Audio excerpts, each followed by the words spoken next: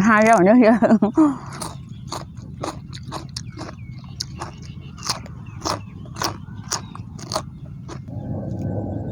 Ôi chẳng như đường ọc này ơi. Đường ọc này mình sọ tăng bọt, có sọ tăng bọt này nè. Mình thở sọ có sọ này.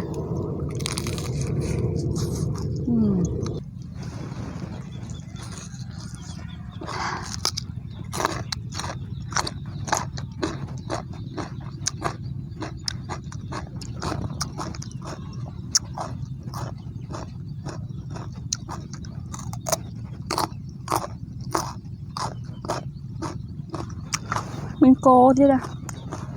Chắc mà cái đạp bây giờ mình.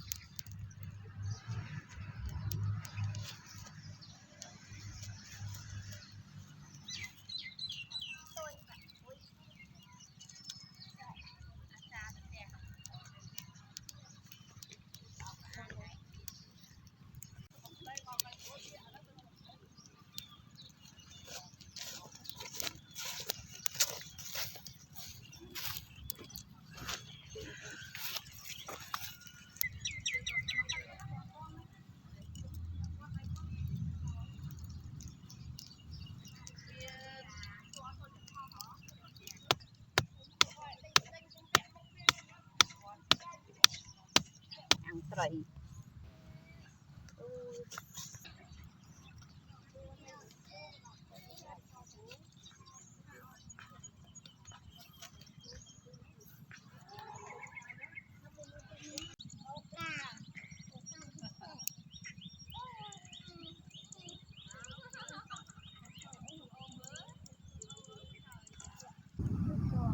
Campuchia dương sẽ đau á. Chú trận nhầm nè. Đây đột cái đá vi sai. Ôi, ngàn ngàn đất trong sập đà. Nhắm thấy đột. Lại dương đã bị té máu ở cái này. Dương hiệp trong lại hay nâng ở thua thực thấy bố tôm hay hiệp trong bị té máu ấy. Chai.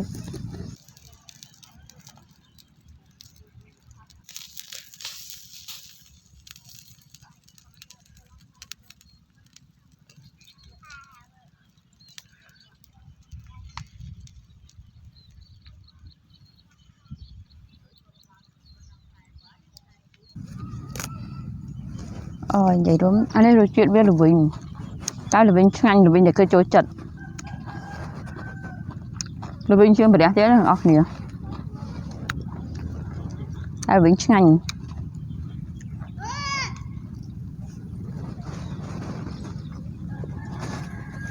Ôi thòm chiết.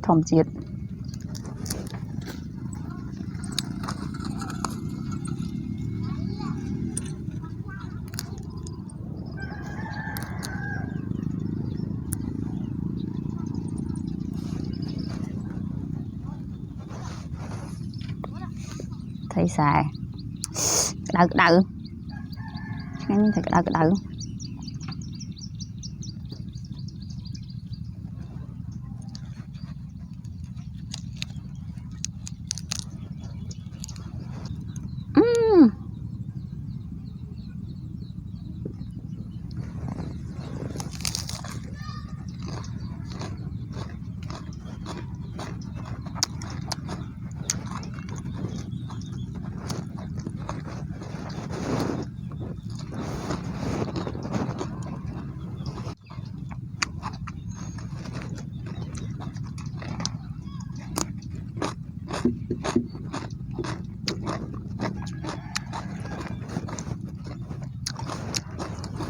Ngâm cái đá bị xả thôi chuyện chẳng rồi thở nè.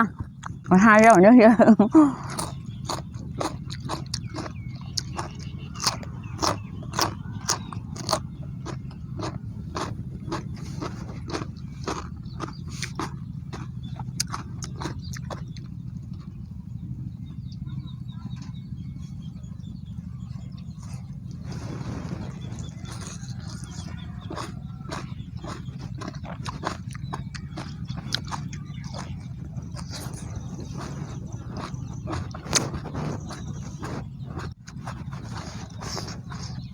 Ôi hả lại hả thì lợi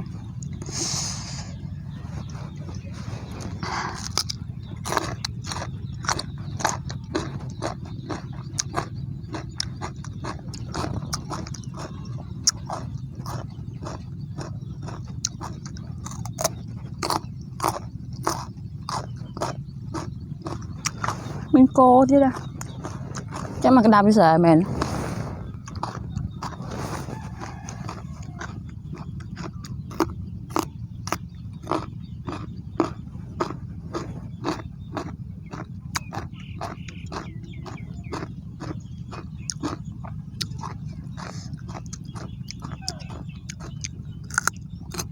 trong sập đá dương là trong đất thầy ở dân tư cho dân chật xệ đây chẳng đất thầy máu thơ lại thơ ấy máu dân tư cái đá bị xệ chứ nhá chạy trận luôn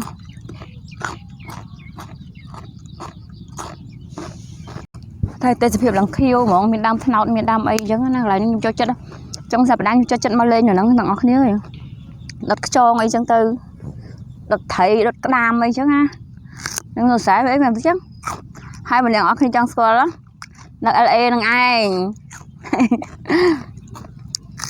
ai mà lên ban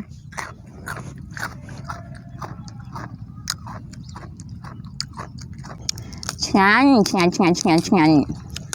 chỉ muối nướng tê sịp đó sọt sạt chẹt thlam ôi trong sập đá mình ấy rồi vẫn đang có đây sọc đấy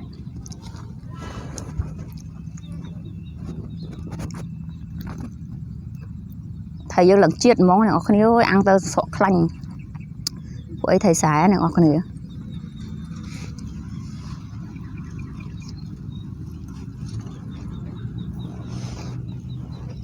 ơi nhầm đi xin chọc tròn tịnh vạo quả mờ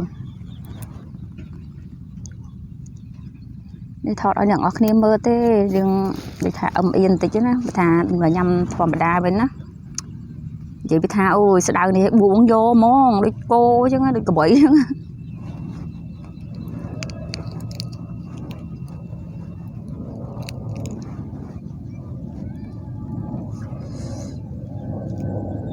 ôi chẳng như những ở kia ơi những ở kia mình sọt thằng bọt còn sọt thằng bọt này nè mình thờ sọt còn sọt này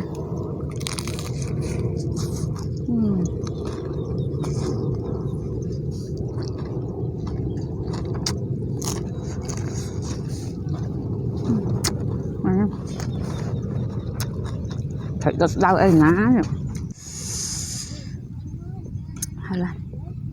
hả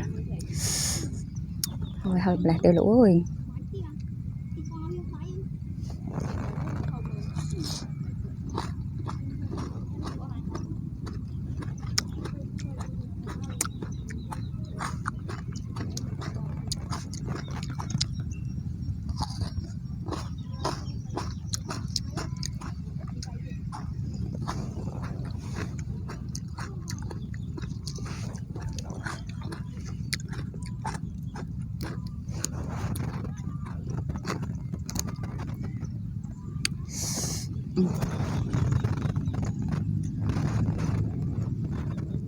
vậy bị thằng đây cái nhanh mới lại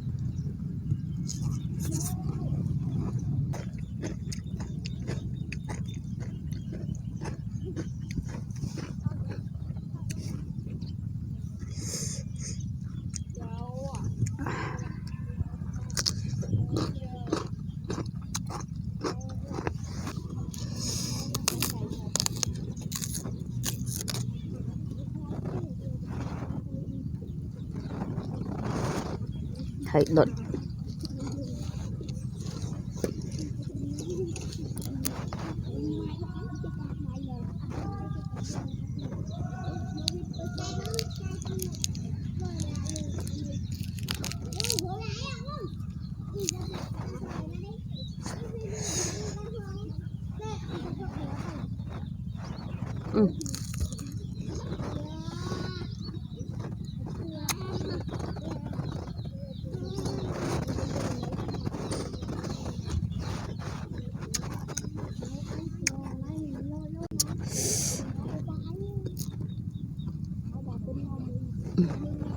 Ồ, thấy xài dương có tí chanh